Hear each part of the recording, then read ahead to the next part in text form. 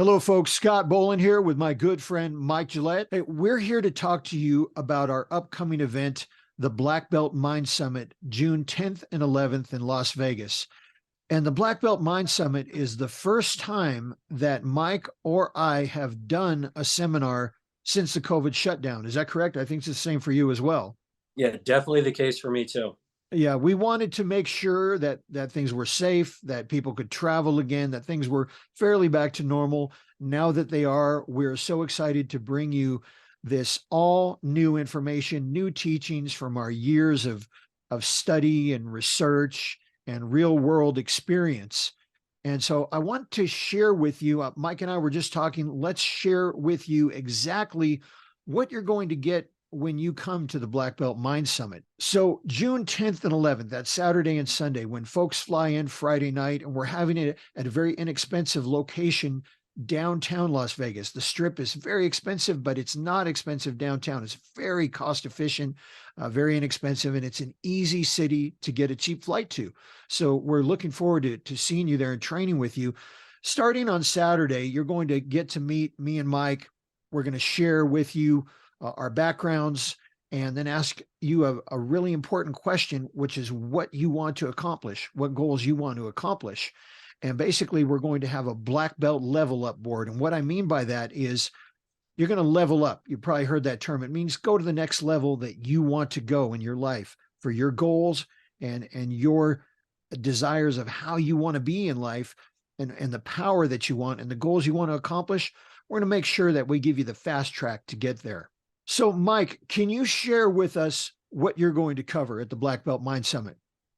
Absolutely, Scott. So where I'm going to begin my portion of the presentation is starting in sort of a broad context, and then we'll get more specific as the weekend plays out. So the first thing that I like to do when I'm working with clients one-on-one is sort of explain to them how, practically speaking, their mind works. I'll frequently say things like, your mentality equals your destiny, or mentality equals destiny. Well, that's cool, but what does that exactly mean? And it really gets to, mindset matters most. How your mind governs all of the things that you probably realize consciously that it governs, but all of the ways that it regulates and causes you to navigate life in a particular way that you're not quite so aware of, because so much of that happens on a subconscious level. So I'm going to talk about first is just kind of a point of reference for everything that both you and I will be sharing subsequent to that is how the mind works, why it works the way it does, why each of us is the way that we are. Oftentimes we think, well, that's just my personality. Well, what is personality? We're going to talk about that. We're going to talk about the aspects of yourself that are actually changeable, why it's actually difficult in many cases to change, because where you have to go to do it is not the most obvious place. And then we'll talk specifically about the how-to portion of that, how you can actually change. And it's not an overnight situation. It's like, I can show you a push-up. You do a push-up, you're not strong yet. You're going to have to do a few more. You're going to have to keep at that. So the mind works much the same way. I'm still working on mine, just as Scott is still working on his. We're fairly far down that path. The amount of work is different. It's not as labor intensive now, but we're still attentive to that so that we can cultivate the types of thoughts and possess the mentality that is going to maximize our own success. So we're going to break it down from why it is the way it is, all the way to how you can make your mindset work more effectively on your behalf. That's awesome. That's awesome. And it's crucial mentality, like you said, because really your mind is your navigational software, just like on a computer. People don't realize you get on a computer, you start clicking, opening up things. You don't realize or see consciously that software that's running that. And that is the mind. I will say one thing too, when you use the push-up analogy, that in one of our seminars, the Martial Power Summit, you actually showed a push-up and a sit-up, and I called it nuclear abs, because the way that you did I it, remember. the way that you did it was so effective, just like night and day, like rocket fuel right there on the spot. And I do want to point that out, that Mike has a way of teaching you. So when he gives you this information, it's what I call actionable information. In other words, you do it right then, and you notice, whoa, I got a whole new level with this. I see how I can use this. It's that light switch moment. So I really appreciate that. And that ties right into what I'll be sharing right after that session, which is intuition. What intuition is, how to develop it and use it. Because I always say, if you can't use it at will, then it's not a skill. And I want to give it to you so that you can use your intuition anytime, anywhere. I have a statement that has never been more true in my life and in the lives of everyone I've observed. And that is, my intuition has never failed me. Only I have failed it. My intuition, it's that voice, it's that unconscious inner voice that speaks to you. You ever have the phone ring maybe and you go, oh, I know that's probably so-and-so. And sure enough, it's them. Even if you weren't expecting their call or you hadn't heard from them in a long time. Well, I've had things like that happen. I'll just share this really quickly. One time back in the days of VHS, I was on my way to the post office and I had two big hefty sacks full of VHS orders that were late in shipping. And so I was stressed and hurrying, and we lived rural. We actually lived where there was a dirt road in front of our gate, so there'd be a lot of dust. And I was out on the freeway, probably going 50, 60 miles per hour, halfway to the post office. And for no reason, something said, turn around.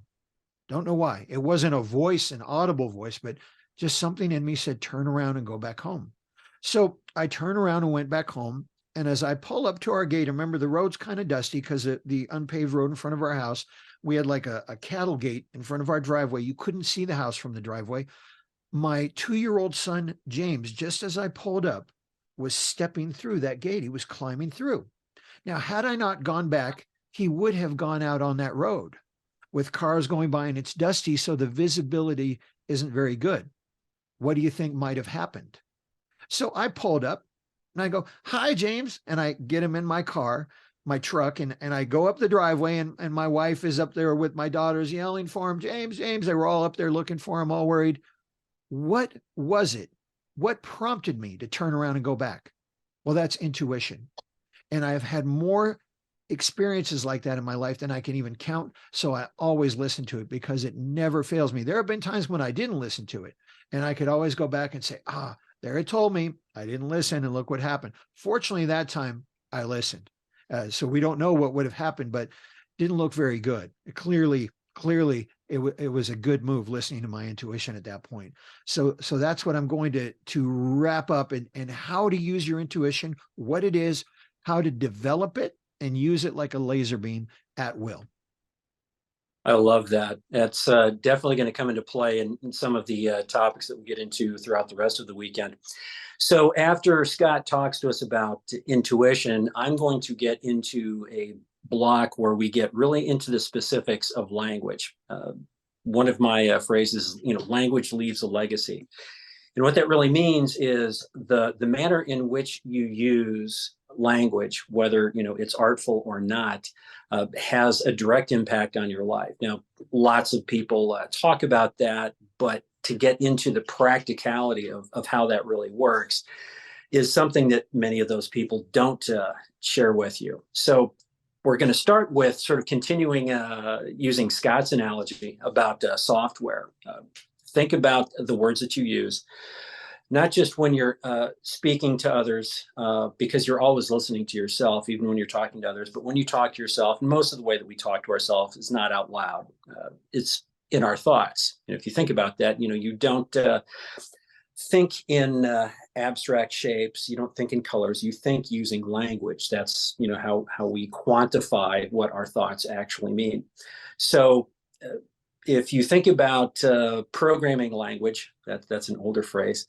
That's what language is. So when we start breaking down language, there is language that can be helpful. There's also language that can sort of get in the way and slow progress down. So I talk about language using a phrase that I call strategic semantics, which means that anything that you say, whether it's to others or to yourself, you shouldn't be speaking without conscious thought.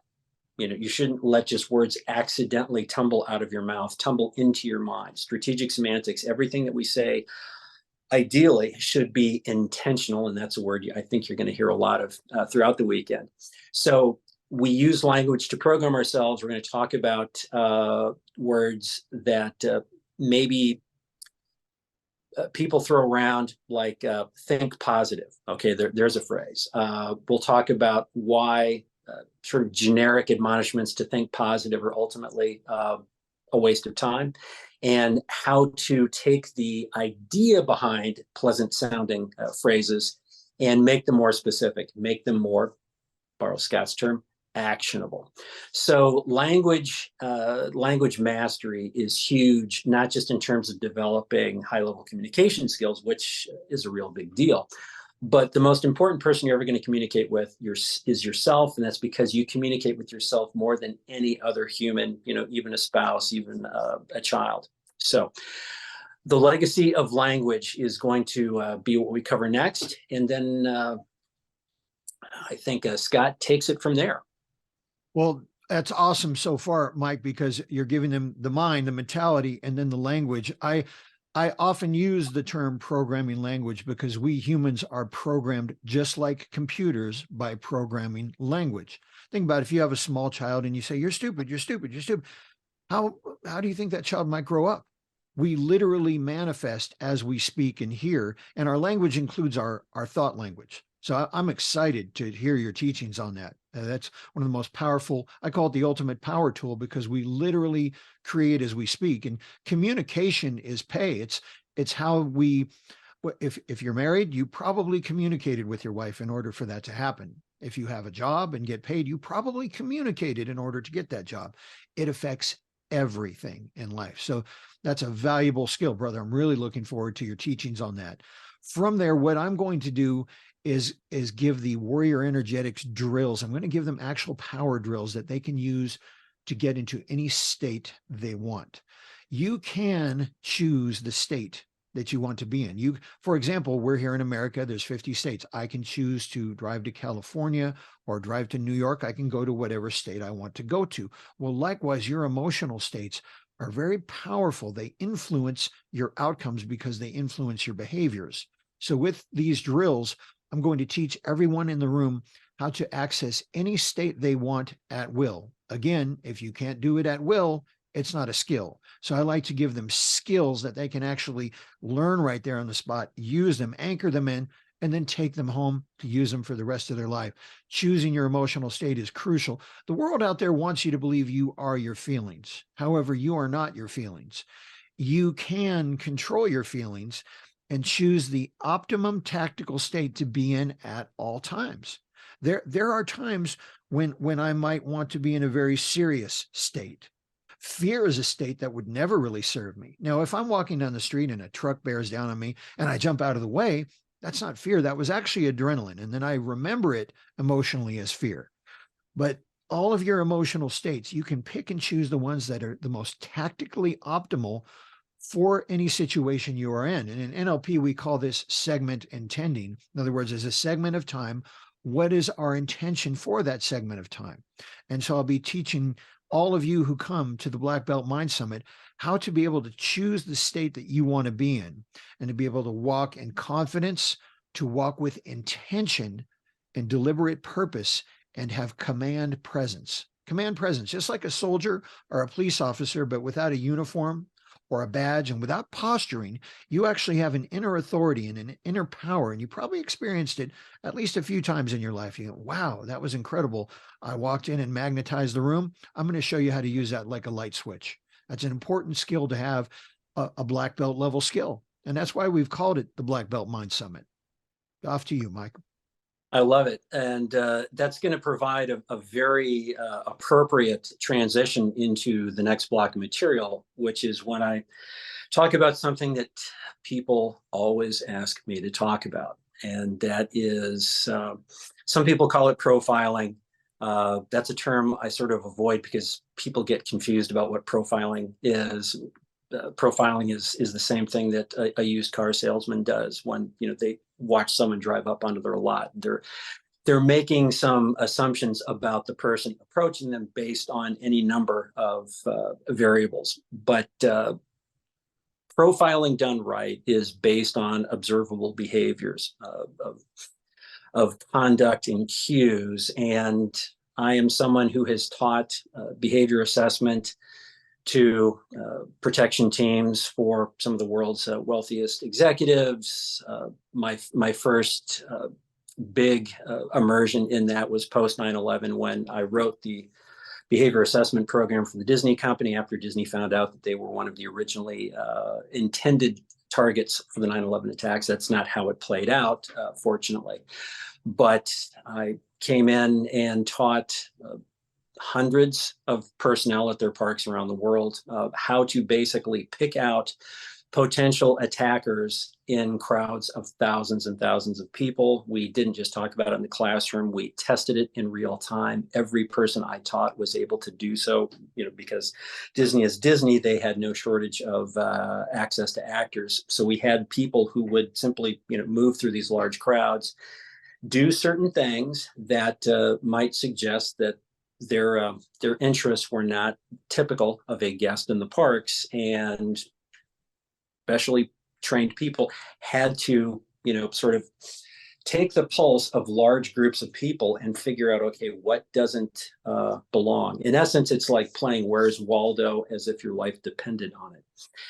And hopefully that reference isn't too old. So we're going to talk about how that process works, what it is, what it isn't, what to look for, what we can get distracted by, and what to do when we reach a decision point. Now, obviously, decision points are governed by context. Are you conducting a counter surveillance for Bill Gates?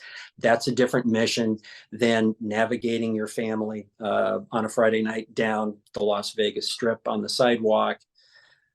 It's different when you are in a business negotiation. These are skills that, they come from a very specific place in terms of potential risk and potential threat, but any skillful person can take almost any skill and recontextualize it. So we're going to recontextualize it so that you can apply it to almost any circumstance that you find yourself in. I mean, if you can do anything at a high lethal level, you can walk that back and apply it in other contexts as well. So we're going to give you the crash course from the guy who wrote the course for a Fortune 50 company. That project was originally scoped at $10 million.